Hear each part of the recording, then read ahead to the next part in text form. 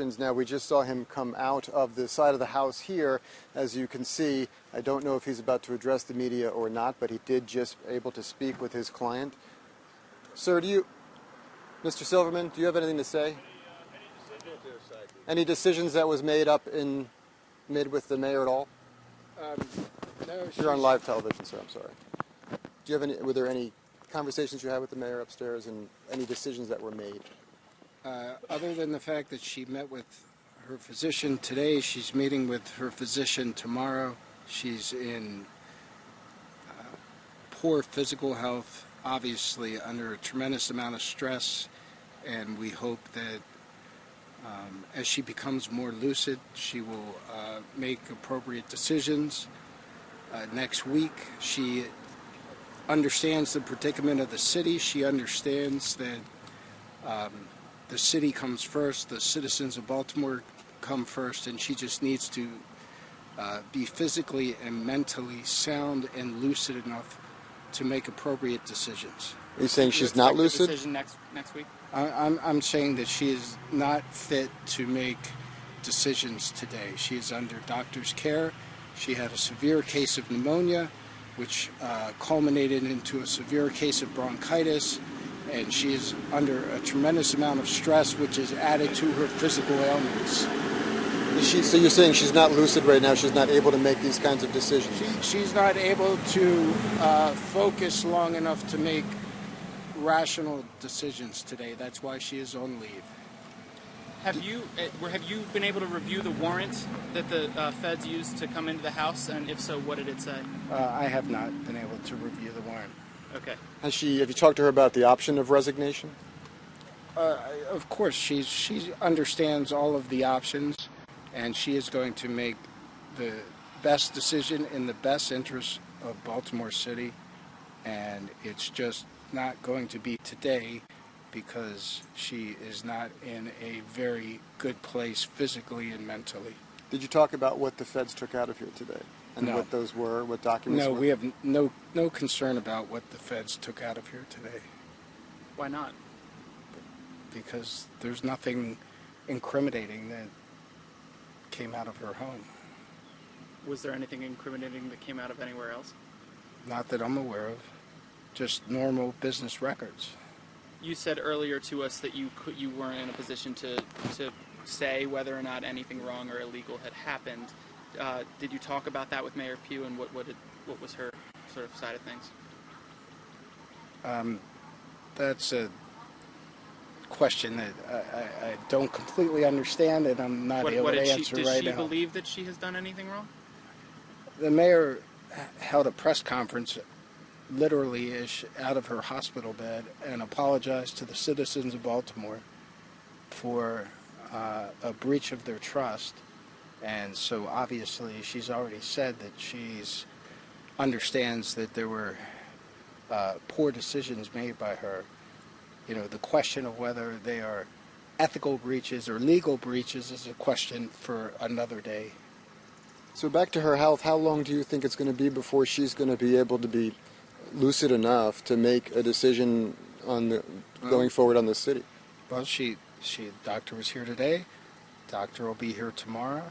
And, you know, we're playing it day by day, but hopefully sooner than later. I'm not a medical doctor. Is she leaning toward resignation? She's leaning towards making the best decision in the best interest of the citizens of Baltimore City.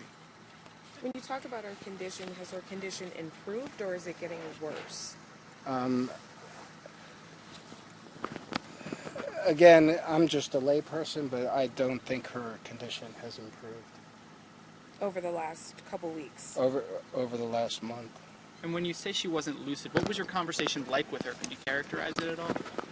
She doesn't have the energy to focus for an extensive period of time in order to make important decisions.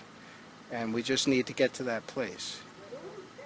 She is not, contrary to what people think, she is not out on leave because Happy Holly broke. She is out on leave because she had pneumonia, she has bronchitis, and she is under an incredible amount of stress, which makes it much more difficult for her to heal. Mr. Silverman, who is the gentleman who entered with you and left at the same time? That's Andy White, my law partner. Is she aware of the calls for resignation by the governor today, what the acting mayor has said, what Elijah Cummings has said? She is generally aware that there is a consensus that she should resign. She's not specifically aware of the governor. We didn't discuss that. Okay. Do you think it would make a difference if she knew about it? That's something I haven't talked to her about. If the stress is what's keeping her from recovering, why would she not resign and then focus on her health?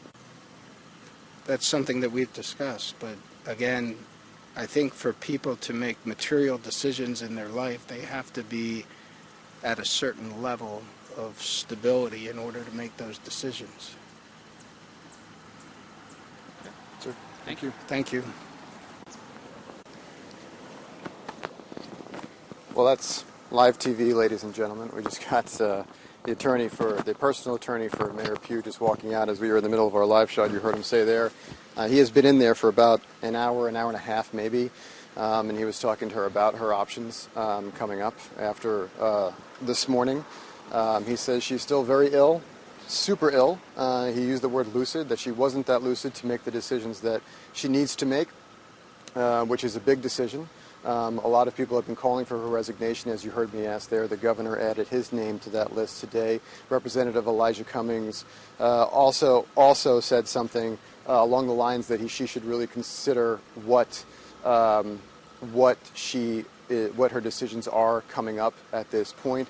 Acting Mayor Jack Young said this stays with her. This is her decision to make. So he said Steve Silverman said there will be no decision today. But if we can run the story we were about to run before that just happened, you'll be able to hear some of the folks, some of the leaders, the area leaders here in Baltimore talking about this issue and some of the video from what happened this morning.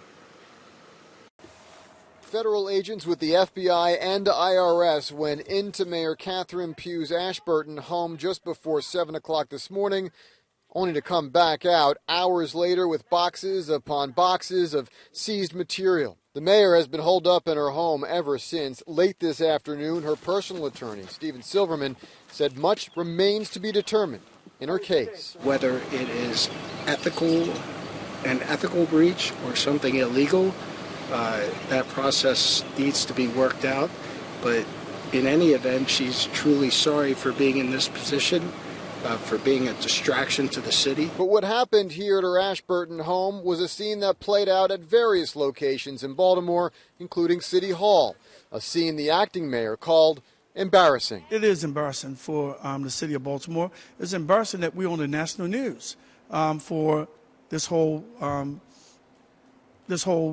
episode, I would call it. An episode Representative Elijah Cummings called very serious. He was in Baltimore today, and while he stopped short of calling for her resignation, he asked Catherine Pugh to think long and hard on her next steps. So I'm hoping that she will give a lot of consideration to what is going on in the city and do what's in the best interest of our city. And certainly we wish her well. But while Cummings wouldn't say it, Governor Larry Hogan did. In a statement and tweet this morning, Hogan says Pugh has lost the public's trust, is clearly not fit to lead, and must resign. When asked the same thing today, Acting Mayor Jack Young said resignation is the mayor's call. Keep telling you all, that's her personal decision. That's not a decision that I should make or I should even talk about. That's her decision. And I can't tell you all enough that that's her decision, and I'm going to keep telling you that.